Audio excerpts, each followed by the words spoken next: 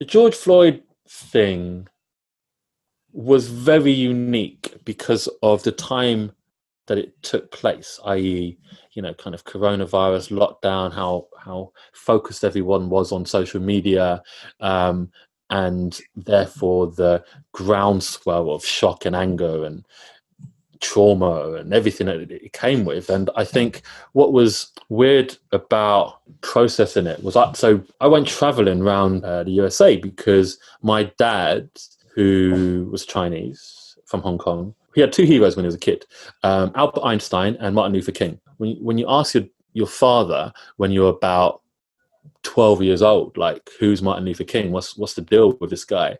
And he tells you the story about having a dream and a march on Washington and, like how racist America is. And like, anyway, he told me these beautiful stories of Martin Luther King. And I was like, wow, this dude is amazing. When I grow up, I want to be like Martin Luther King. And that's literally how it was. And the context of it is I didn't see color. I haven't seen color ever, really.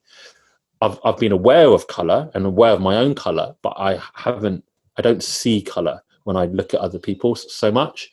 And that's because of the context of my kind of the environment that I grew up in. When I heard about it, because I mean, once I logged in, it was just like, and then Mm. I was like, well, I knew there was a video out, an 8 minute video of him dying, and I wasn't interested in seeing it. But one time, randomly at 2 in the morning, it must have been, a few days to a week later, I decided I was going to find the video and watch it. I wanted to know what the fuss was about. I wanted to know why this event, which has happened on multiple occasions over years, why was it important now? I actually wanted to go back to something you said earlier, which was you don't Mm. see color. Would you like talk me through that? Because for me, I find I can't not see color. Yeah, what does it mean for you? And then I guess I'll say So when I first went to school, so when I was, I don't know what, 4 or 5 years old or something like that, my my first friends were Turkish, Mauritian, black. I'm not quite sure exactly where they were from, and maybe a couple of white friends.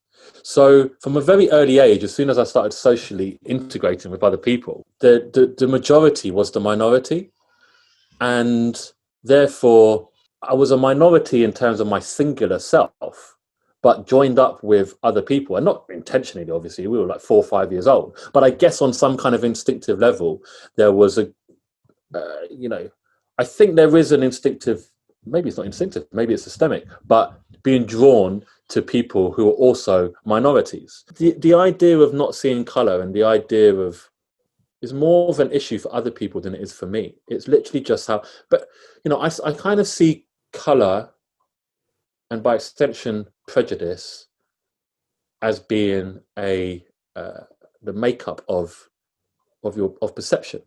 You know, prejudice exists because of stereotypes. Stereotypes exist because there is a genetic, like a evolutionary need in order to be able to identify prey and predators very, very quickly. yeah. So I think for me, where like not seeing color problematic is that being black, and again, I can only really talk from that black experience and me being black specifically. That like when people say they don't see color, for the most part, there's two sides to it. There's the people that say they don't see color and they don't want to see color. They don't want to see the injustice that's being done. They're Mm, comfortable in their bubble, and so that's why they don't see color. And I yeah. think I think that phrase "don't see color" needs to be adapted in some way because unless you're blind, like you do see color, and I see myself as like if we go back to your analogy of the mouse in the room, that being the mouse in the room, if I don't see what color the eagles are, if I don't use their color to make a judgment on that, I'm not safe in that experience, then I will die. And so like I think as humans, we all have that in us. We all have that fight, flight, or freeze response, and that comes from understanding our surroundings. And like I said, unless you have some kind of intellectual, if you have some kind of disability, or you're physically impaired and can't see that, then you can. I think the thing that you said, which was most pertinent on that, was that it gives other people licenses to be like, well, if this person, and I like him or I am like him, has said it, then it's okay for me to say it. And I totally agree with you. That's how people work. But I would say that it's because of my particular experience in which I hopefully have an element of kind of critical balance in employing that kind of phrasing, and it's ideological in a sense. But then I think a lot of what you said in response to that was more so based on other people's definition of color. And I guess what I'm saying is that idea of only seeing one color is very specific to me, and I wouldn't condone it for other people. Hello, you filming me? Yeah. It's how we roll in lockdown, a home studio, being created before our very eyes in order to make furniture disappear from walls like magic.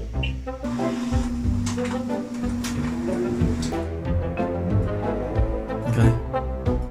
Raised by hip hop, they recolored me bad, called me yellow on the outside, then black on the inside, a bruised banana. Hoi loi mongin. Dilated pupils grow like wild mushrooms. See no evil, hear no evil. Eyelids flutter like fruit bats blushing. I am the three wise monkeys of the British-born Chinese riddle. What is quiet and invisible, and only ever one in the room? It's a wrap! It's a We had a mad deep conversation, right? Like we were on the Zoom for hours, like, I don't know, it might have been like 3 or 4 hours or something. Really unpacking some super vulnerable, deep, profoundly, I don't know, it was resonating, it was really challenging. I guess we're lucky because we've worked quite extensively together for the last couple of years. So, there's an element of trust there. But, we went in really deep and then kind of came out with what the viewers just saw. I found being too rigid in a process makes things more difficult. And I think that's what really helped with this process, because this was such a free-flowing process where we could talk, have time away from the conversation, think about how we felt about it, and then come back and allow ourselves to kind of restructure that into the piece. Really, I think, helped us get to where we did with this. I had quite a profound experience, and I'm really grateful that you asked me to be involved, because had you not asked, there was a lot of things in the insecurities that are born out of being a second generation immigrant and not knowing the language, in which I just avoid the topic.